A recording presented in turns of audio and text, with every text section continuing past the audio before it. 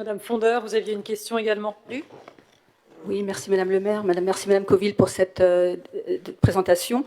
Donc nous saluons également cette initiative et voterons favorablement à cette délibération. Je vous rappelle donc, vu qu'on était dans la bataille de chiffres, que la réduction du gaspillage alimentaire est la troisième solution la plus importante dans la lutte contre le changement climatique. On peut compter réduire jusqu'à 70 gigatonnes de CO2.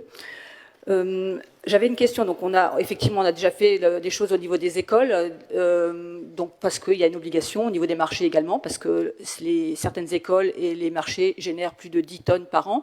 Depuis janvier de cette année, le seuil est descendu à 5 tonnes de déchets organiques, enfin de biodéchets générés. Est-ce que toutes les écoles participent? Enfin, est-ce qu'on est conforme à cette obligation? À ma connaissance, oui. Maintenant, Je crois que Madame Bourdet-Mathis a une précision à apporter sur ce sujet. Oui, je vous remercie Madame de votre question. Oui, vous avez raison. Alors, vous donnez le tonnage, je ne pourrais pas vous le dire. En revanche, ce que je peux vous dire, c'est que on a fait une opération à l'école, avec le centre de loisirs, Buffon. Buffon élémentaire, avec le personnel d'API. Donc, pendant les 2 dernières semaines, j'espère que c'est ça que vous espérez, les 2 semaines des vacances de printemps, les enfants ont pu se servir en fonction de leur appétit. Donc en entrée, il y avait bar à salade, le plat, service à table dans les plats, un plat et une composante, et un dessert, il y avait un bar à dessert. Il y avait des pictogrammes sur chacune des tables, et toutes les équipes étaient impliquées dans le dispositif, c'est-à-dire encourager les enfants à en manger, à partager. Et on a pu apercevoir que 90% des assiettes débarrassées étaient vides. Donc on continue toujours sur notre progression. C'est clair que c'est pas réduire les déchets dans les écoles, c'est plus compliqué que dans la maison, quoi. On va pas recycler le gratin de pâte le lendemain. Pour autant, on a déjà installé un système de réservation. Autant avant les parents inscrivaient leurs enfants quand ils le souhaitaient à la restauration scolaire, maintenant ils doivent réserver à l'avance, ce qui permet à notre prestataire de faire des achats en avance. C'est d'ailleurs d'où ce délai qui peut paraître un peu long pour certains parents, qui est de 8 jours. Donc déjà, on a fait ce système-là. On œuvre aussi toujours, bien évidemment, sur le goût. Vous savez que j'ai cette idée qu'il faut que les enfants mangent, et donc plus ils mangent de bon appétit, plus les menus leur conviennent, et mieux ça se passe. J'avoue que la dernière commission des menus avec les enfants, où ils ne sont pas à avoir de critiques, là pour le coup, ça a été assez formidable. Les enfants sont relativement contents. J'en ai certains à la maison qui ne mangent plus le goûter, parce que justement, ils ont bien mangé le midi. Donc c'est aussi un signe pour certains parents que j'interroge, et effectivement, ils me confirment ça. Donc on continue de travailler, on va continuer de travailler justement aussi peut-être sur la convivialité, sur aussi peut-être plus les entraîner à manger. C'est-à-dire qu'il y a aussi, vous voyez, quand je visite les cantines, il y a du gaspillage par, comment je pourrais vous dire, par flemme ou par jeu. Pas forcément de goût.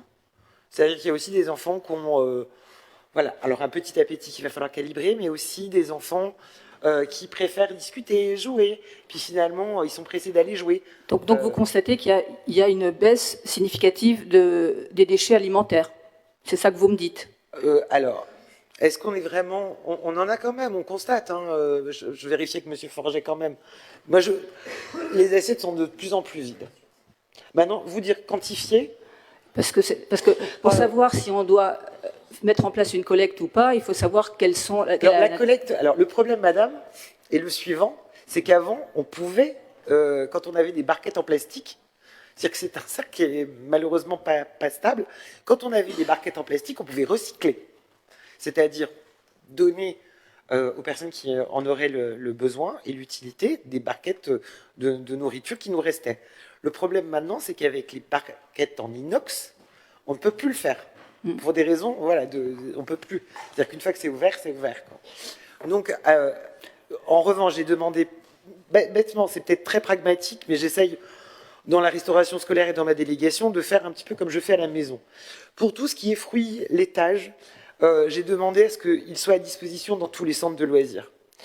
Il n'y a aucun déchet là-dessus. C'est-à-dire que l'enfant qui a faim, voilà, qui a faim ou dont les parents sont retenus au bureau. Il a faim à 18h, 19h, enfin 18h30. Il a au centre de loisirs des fruits. Et les fruits sont en libre service, hein, Monsieur Forget. J'ai demandé est-ce que les fruits sont en libre service dans les centres de loisirs. Pas les laitages, mais les fruits, oui. Oui, parce que vous m'offrez une très bonne transition, parce que j'ai une demande à formuler justement sur les laitages. Donc une demande des RPE qui demande la mise à disposition de frigos solidaires dans les écoles afin d'y entreposer justement ces yaourts qui autrement sont jetés, qui ne peuvent pas visiblement être gardés. Alors, je crois pas. Ah non, je crois pas. Ah, moi, non. Et c'est le cas dans les écoles. Alors que dans les écoles privées, il y a des frigos solidaires qui sont disponibles, et cette demande remonte. Et il n'y a pas besoin de... Pardon, mais sauf erreur de ma part, les frigos... non, c'est pas l'information qu'on a eue. C'est pas l'information qu'on a eue. Non, on n'a jamais jeté les yaourts, madame. Visiblement, on nous dit que...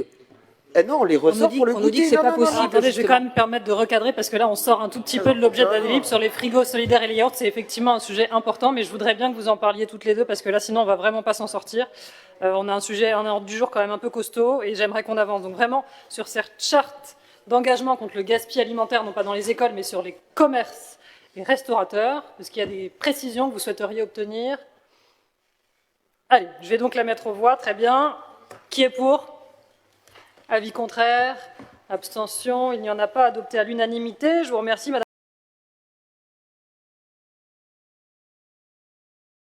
Madame Fondeur. Oui, merci Madame le maire. Donc nous voterons donc favorablement pour cette résolution, bravo. Un service qui répond à une demande des Levalloisiens que l'association Levallois en transition avait identifiée dès 2015. Je sais que les équipes du développement durable bossent très dur pour ce résultat et nous nous réjouissons que 2 recrutements soient en cours, donc Monsieur Launay, pour renforcer donc cette toute petite équipe qui a beaucoup à faire.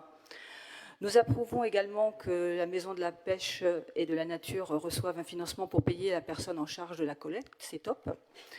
Nous en profitons pour réitérer notre demande afin d'obtenir les statistiques. Vous disiez qu'il y avait beaucoup de data, donc obtenir ces informations. J'en ai fait la demande à Madame Coville, mais peut-être faut-il l'adresser à Madame Deschien. Je ne sais pas qui est en charge de cette information. Alors pour l'instant, je crois qu'ils sont compilés au niveau de POLD, mais on peut évidemment les récupérer dès lors qu'ils auront été compilés. Enfin, je pense que c'est collecté chez nous, donc je pense qu'on doit les avoir. Chez qui ça arrive, André, les données? Est-ce que c'est au niveau du développement durable? C'est chez Karine? Okay. Donc si vous faites un rapport régulièrement tous les mois, ça serait intéressant d'être en copie de ces informations. Allez-y, Karine. En fait, on est sur un principe d'expérimentation. Donc là, effectivement, depuis le début, on a lancé l'expérimentation le 10 mai. Donc on s'est calé par rapport... on a été victime de notre succès. Il a fallu qu'on trouve une solution. Donc là, on récolte les données pour pouvoir ensuite les partager effectivement avec POLD. Et puis, une fois qu'on aura consolidé les données, mais c'est un petit peu trop tôt là actuellement, il faudrait qu'on fasse au moins une période où ça fonctionne, disons, à plein régime, et puis avec la collecte telle qu'elle est effectuée aujourd'hui, pour pouvoir ensuite partager les chiffres. À la rentrée, ça sera envisageable. Voilà, merci. Donc, si à la rentrée, c'est parfait. Donc, effectivement, la prochaine étape, à notre avis, sera donc de supprimer la collecte intermédiaire et de faire que les points d'apport volontaire soient relevés directement par le prestataire. Je pense que c'est ça qui sera plus intéressant. Bon, on est déjà sur cette solution. Comme je vous ai expliqué, c'est déjà de Richebourg qui, avec une benne dédiée, vient relever les biodéchets et les apporte au cimetière, qui est là où on stocke ce biodéchet, avant que notre prestataire Moulineau, qui est le même prestataire qui vient collecter les biodéchets des marchés et des écoles, vienne le relever également. Et lui, il ne peut pas passer directement non, il les tournées. C'est pas possible. Il n'y a pas au point d'apport volontaire. D'autant plus que si on doit les multiplier à l'avenir, c'est plus simple qu'on ait un prestataire qui vienne directement sur un point unique qu'on a mis au cimetière que sur plusieurs petits points comme ça. Et nous sommes heureux que Levallois soit une source d'inspiration pour les communes voisines, même si, à notre connaissance, Courbevoie a déjà 4 points d'apport volontaire depuis de longues années. Donc, je ne sais pas pourquoi... Alors, j'avais le maire de Courbevoie juste en face de moi, il n'a pas réagi à ce moment-là. Oui, c'est étonnant. Alors, alors que vous allez sur leur site, c'est clairement marqué. Voilà. Je vous remercie. Merci, Madame Fondeur. Madame Hermeneux.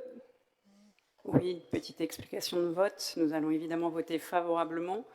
Nous sommes ravis que la ville soit pionnière sur ces sujets, sur le territoire, peut-être à l'exception du maire de Courbevoie qui oublie ce que ces services mettent en place. Et surtout, moi, je voudrais féliciter les 600, presque 50 familles qui se sont engagées dans cette aventure. On a parfois l'impression que c'est très compliqué de trier ses déchets, de se déplacer pour les apporter à un endroit, etc. etc. Et donc ces 600, quasi 50 familles nous prouvent à tous que ce n'est absolument pas le cas et que c'est le futur. Et comme vous l'avez rappelé, de toute façon, il va falloir que chacun s'y mette d'ici le 1er janvier 2024, puisque c'est la date d'entrée en vigueur de la loi en question. Merci, Madame Hermeneux. Alors, je vais donc mettre aux voix cette délibération numéro 20. Qui est pour? Avis contraire? Abstention? Il n'en a pas. Elle est adoptée à l'unanimité. Je vous remercie.